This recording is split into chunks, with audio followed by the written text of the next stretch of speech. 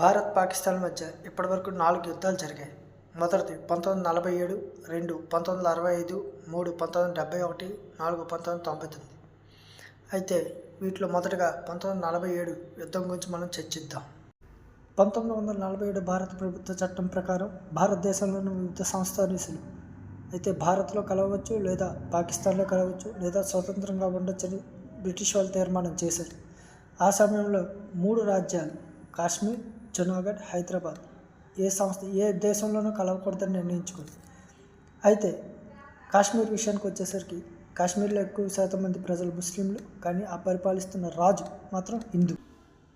రాజా హరిసింగ్ ఇతను కాశ్మీర్ని పాలించిన చిట్టచివరి హిందూ రాజు.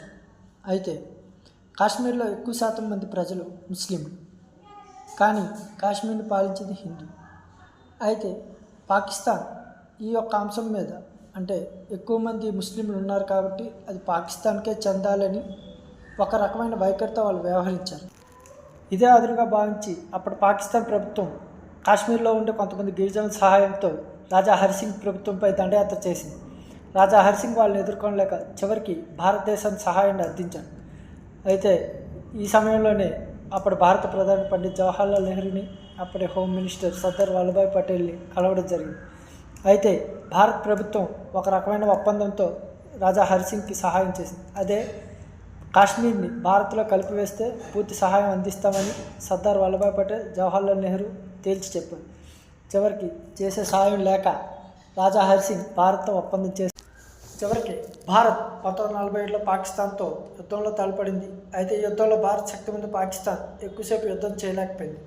అయితే ఇదే సమయంలో అప్పుడు భారత ప్రధాని పండిత్ జవహర్లాల్ నెహ్రూ ఐక్యరాజ్య సమితిలో ఈ అంశాల గురించి లేవనెత్తారు. ఐక్యరాజ్య సమితి ఒక తీర్మానాన్ని రిలీజ్ చేసింది. అదేంటంటే అప్పటి వరకు భారత్, పాకిస్తాన్ ఎదురెదురుగా ఉన్న ప్లేస్ని లైన్ ఆఫ్ కంట్రోల్ అంటే ఒక నియంత్రణ ట్రాక్ గీయబడింది. అదే ఇప్పటికీ నేటికి ఉన్న పాక్ ఆక్యుపైడ్ కాశ్మీర్ ఒకవైపు, మరోవైపు జమ్మూ కాశ్మీర్ కింద నిర్ణయించబడింది.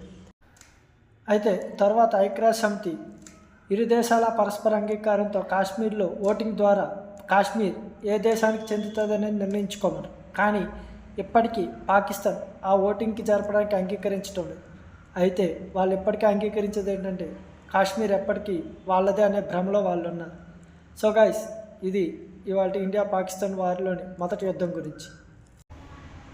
గైస్, ఈ వీడియో కనుక మీకు నచ్చినట్టుంటే లైక్ చేయండి, కామెంట్ చేయండి, షేర్ చేయండి, సబ్స్క్రైబ్ చేయండి. ఇది నా first video guys, so please cooperate to me. Thank you.